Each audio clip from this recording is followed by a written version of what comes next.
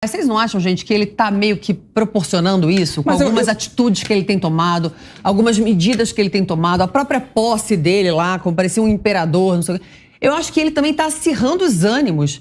Agora proibiu uma propaganda do governo de ser verde e amarela e falar da conquista da liberdade. Eu acho que isso só inflama ainda mais os seguidores de Bolsonaro, que são mais extremistas. Eu concordo. Eu não acho isso legal, deixa eu só fazer uma observação, Carla. Com relação a essa questão dos pronunciamentos, né, das propagandas do governo federal, vou dizer a minha opinião. Eu vi recentemente, acompanhei 3 situações, né? 2 delas envolvendo a questão da saúde e uma delas essa questão agora do 7 de setembro, né? Na minha avaliação, olhando as 3 situações, o texto das 3 vezes, na minha opinião, da primeira vez, que a primeira vez, inclusive, não foi nem o Alexandre de Moraes, foi o ministro Fachin ainda, foi nos últimos dias da presidência do ministro Fachin. Ao meu ver, a decisão dele foi acertada, realmente o texto, ele extrapolava o que a lei eleitoral estabelece. No segundo caso, já sob o ministro Alexandre de Moraes, ao meu ver, a decisão foi equivocada, ao meu ver, o texto que seria lido pelo ministro Queiroga, ele não ultrapassaria os limites da lei. Da poliomielite, né? Exato, então, ao meu ver, houve um erro, ao meu ver, nesse sentido.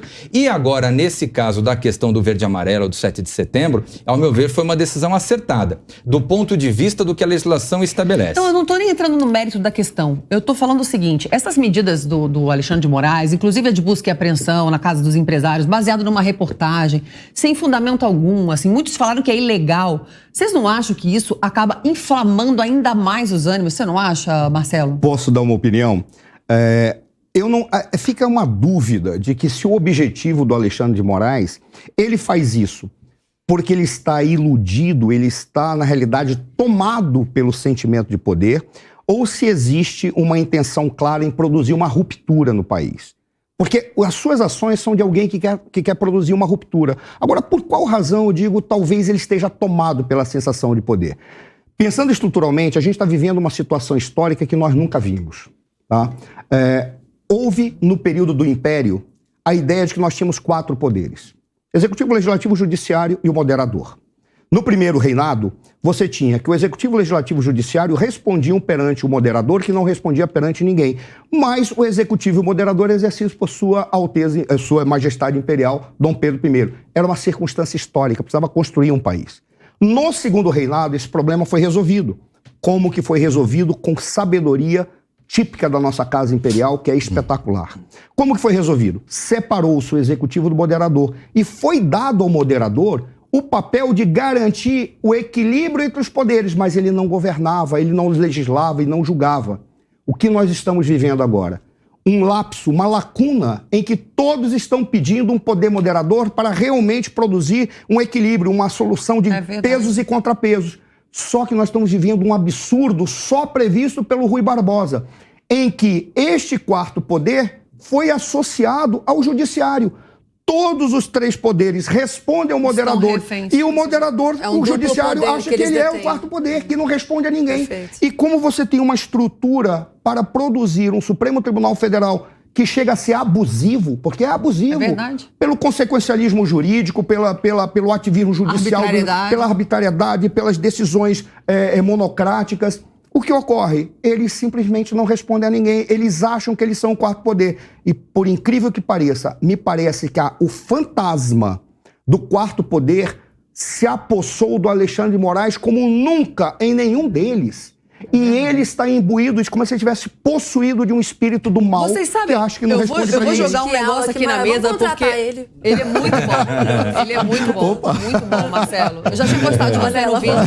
É como se eu mandasse alguma coisa. Eu vou jogar um negócio aqui na mesa, bem polêmico, mas eu também já perdi o medo, né? Porque essa semana eu chutei o pau da barraca. Vou precisar de você como advogado, com certeza. Todos presos. Tem boas mãos. Será que a gente fica na mesma cela? Não, joga aqui pra mesa, Vitinho. Gente, quem indicou o Alexandre de Moraes foi o Michel Temer. Sim. Todo mundo muito sabe. importante lembrar, Faria Limers. Vamos lembrar. Michel Temer. Michel Temer é um cara que tem muita experiência política, né? O traidor. Será que eles não se conversam? Porque assim, eu não sei, você fala... Eu sei que o assunto é polêmico, eu falei. Vamos lá. Porque assim, não é possível. Eu tô querendo até fazer Até vou fazer, eu acho que vou fazer uma biografia do Alexandre de Moraes. Onde ele nasceu, o que ele come. Né? Merece. Porque assim, eu tô assustada. com as coisas. Tipo assim, eu nunca pensei que quem sou eu na fila do pão? Uma mulher que mora com um filho, tipo, vou ao mercado de moletom. Duas mães solteiras, separadas. Mas é uma grande jornalista, uma grande jornalista. Muito obrigada. Eu tô com medo de ser presa, bicho. Eu fui ameaçado de ser preso num programa. Eu nunca fiz nada na minha vida contra ninguém. Não ameacei uma mosca na minha vida. Isso é muito assustador. Alexandre de Moraes, por favor, não faça isso. A Constituição que você deveria cuidar e guardar, você deveria ser um guardião, permite que as pessoas tenham liberdade de expressão. Não faça isso.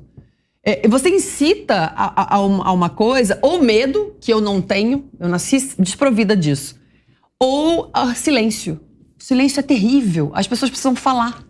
E aí eu jogo aqui pra mesa, não tá causando uma racha maior ainda do que já existe entre PT e Bolsonaro? O que você acha? Olha só, assina embaixo, Carlinha. Assina embaixo, assina embaixo.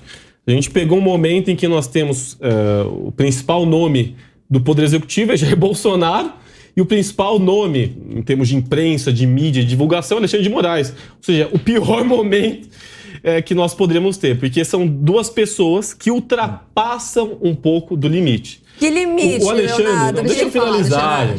O Alexandre, eu sou estudante de Direito, sou do movimento estudantil. O Alexandre é professor da casa a qual eu estudo, Mackenzie, inclusive. E como professor ele é ótimo, ele é excelente, estudo pelas obras dele. É sensacional, ele é sensacional enquanto professor, no seu magistério. Porém, eu sinto um pouco que o Alexandre ele vem meio que se colocando na posição de guardião geral da República, né? No sentido em que os demais 10 ministros do Supremo falaram, nós lavamos as nossas mãos em relação a essa briga que você quer comprar, mas vai lá, siga em frente. Porque os demais ministros vêm adotando uma linha bastante tranquila, bastante democrática, bastante respeitosa, né? Agora, a questão da busca e apreensão, que foi ilegal, a busca e apreensão ilegal na casa dos empresários bolsonaristas. A questão da propaganda verde e amarela.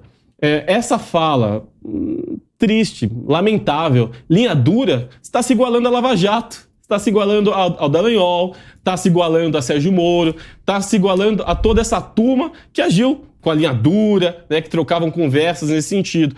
Agora, Alexandre, até para que nós consigamos acalmar os ânimos, já que a gente não tem um pleno da República, colabore você, sabe? Saia um pouco desse pedestal e tente, ao menos, agir conforme demanda um ministro do Supremo Tribunal Federal.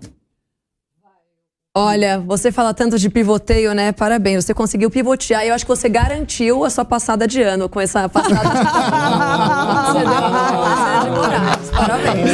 Não, já ganhou o diploma até, imagina. As críticas eu posso elogios também. Você vai ganhar primeiro o diploma e o estudo você vai ver só depois. Agora, o estudo já tá anterior.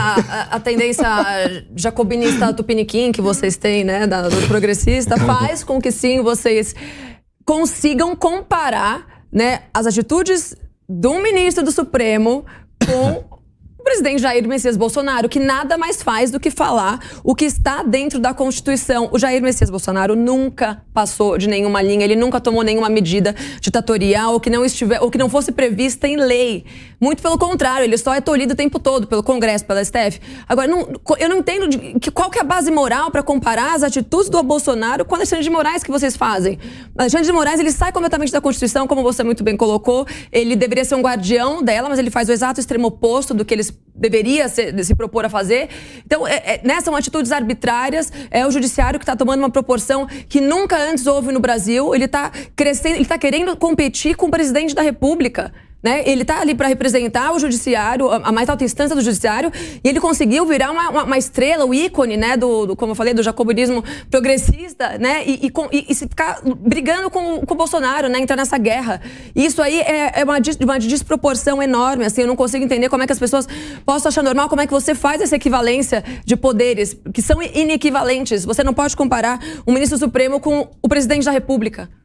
Ô Pietra, mas olha, eu vou discordar de você no seguinte sentido. Eu não gosto, e de uma forma geral, de generalização. né? Eu vejo que o judiciário brasileiro, de uma forma geral, ele age com bastante correção, desenvolve um trabalho muito bem feito, com um quadro de servidores muito sérios, muito correto. Realmente não vejo... Temos um minuto, Cris. Tá bom, não vejo, desculpa, Carla, só vou para finalizar então, não vejo problema nenhum, assim, de uma forma geral, com relação ao judiciário. Diferentemente da gente criticar determinadas posições do judiciário. E aí essa questão, por exemplo, do judiciário eventualmente adentrar em temas que não são deles, eu vejo sim que a gente tem que criticar. Agora, o judiciário em si, no Brasil, ele funciona, ele é correto. Como vocês muito bem disseram, já tem cortes que analisam os casos, passa para o juiz de primeiro grau, para os tribunais superiores. Eu realmente não vejo nada estrutural contrário ao judiciário. O que não impede de, uma vez visto determinadas decisões que a gente não concorde, que a gente venha a criticar.